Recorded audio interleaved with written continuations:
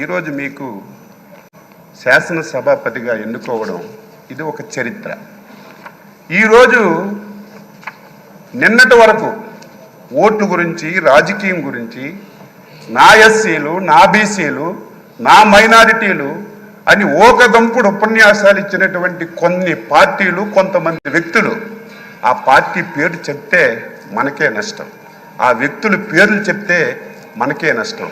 అటువంటి పార్టీలు ఒక బలహీన వర్గాలకు చెందిన వ్యక్తిని ఎన్డీఏ ఆ స్థానంలో కూర్చోబెడితే ఈ ఘట్టాన్ని చూడడానికి కూడా ఇష్టం లేనటువంటి పార్టీలు, నాయకులు ఈరోజు రాష్ట్రంలో ఉండడం బాధ కలుగుతుందని ఈ సందర్భంగా తెలియజేస్తున్నా. మీరు చాలా పోర్ట్ఫోలియోలు చేశారు. ఏ పోర్ట్ఫోలియో చేసినా ఆ పోర్ట్ఫోలియోనే వన్ని తీసుకొచ్చారు. ఆ పోర్ట్ఫోలియోల ద్వారా ఈ రాష్ట్రానికి ఎనలేనటువంటి మేలు చేశారు. గత శాసనసభ ఇప్పుడే మా అధ్యక్షులు వారు పవన్ కళ్యాణ్ గారు, లోకేష్ బాబు గారు అందరూ చెప్పారు. ఆంధ్రప్రదేశ్ చరిత్రలో 2019-24 శాసనసభ ఒక దుర్మార్గమైనటువంటి సభ. ఆ సభలో నేను కూడా సభ్యుడిగా ఉన్నాను.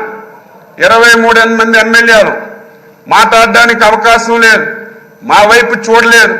చూడకపోయినా మా స్థానాల్లో మేము గౌరవంగా కూర్చున్నా సరే మొత్తం మా దగ్గరికి వచ్చి తల్లిదండ్రుల్ని, కుటుంబాలని, పర్సనాలిటీని, వ్యక్తులని బండబూతులు తిట్టి ఈ సభలోకి ఎందుకు వచ్చాం, రాని వాళ్ళే అదృష్టవంతులని బాధపడినటువంటి రోజులు, చెవుట్లో కాటన్ పెట్టుకొని వినలేనటువంటి రోజులు గత శాసనసభలో మేము ప్రత్యక్షంగా చూసాం అధ్యక్ష. ఈరోజు తెలంగాణ ఉద్యమం అద్భుతంగా జరిగింది, కానీ ఎప్పుడు శాసనసభ్యుల మీద భౌతిక దాడులు ఎప్పుడూ జరగలేదు.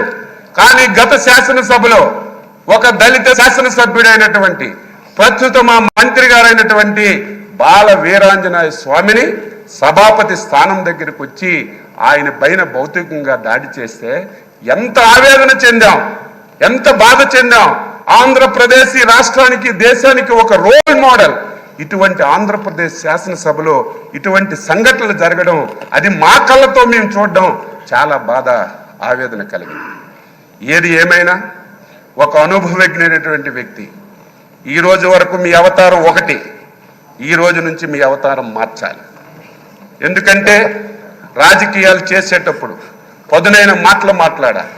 ప్రతి ఒక్కడు విమర్శించేటప్పుడు వారికి సమాధానం చెప్పాలి. కానీ ఈ రోజు నుంచి మీరు శాసనసభాపతి. నా కోరిక, నా ఆశయం బలహీన వర్గాల తరపున మీకు కోరుతున్నాను. ఈ సభ 2024-29 శాసనసభ మా బలహీన వర్గాలకు చెందినటువంటి చింతకాయల అయ్యన్న పాత్ర గారి నాయకత్వంలో ఒక దేశానికి ఒక రోల్ మోడల్ గా ఈ సభ ఉండాలి. ఇది ప్రతి ఒక్కరూ చెప్పుకునే విధంగా మనందరం కూడా ప్రవర్తించాలి. దాదాపుగా 78 మంది, నాకు సరిగా ఇంక తెలియదు, మొదటిసారి శాసనసభ్యులుగా 88 మంది. కొంతమంది ఒకసారి 2 సార్లు అయ్యారు. నేను కూడా 6 సార్లు శాసనసభగా ఎన్నికయ్యే అవకాశం మా నాయకులు శ్రీ నారా చంద్రబాబు నాయుడు గారు ఇచ్చారు. ఆయన ఎప్పుడైతే ముఖ్యమంత్రిగా బాధ్యతలు స్వీకరించారో అప్పుడే నేను ఎమ్మెల్యే అయ్యాను.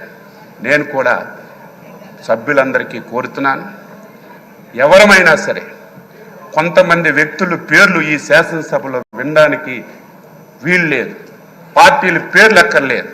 ఎవరు ఏది చెప్పినా స్వచ్ఛంగా మనం సమాధానం ఇద్దాం, రాష్ట్ర ప్రయోజనాల గురించి పనిచేద్దాం. ఈ పార్టీ మీద ఒక అచంచలమైన విశ్వాసంతో, ఎన్డీఏ మీద ఒక అచంచలమైనటువంటి ఒక నమ్మకంతో ఒక మ్యాండేట్ ఇచ్చారు.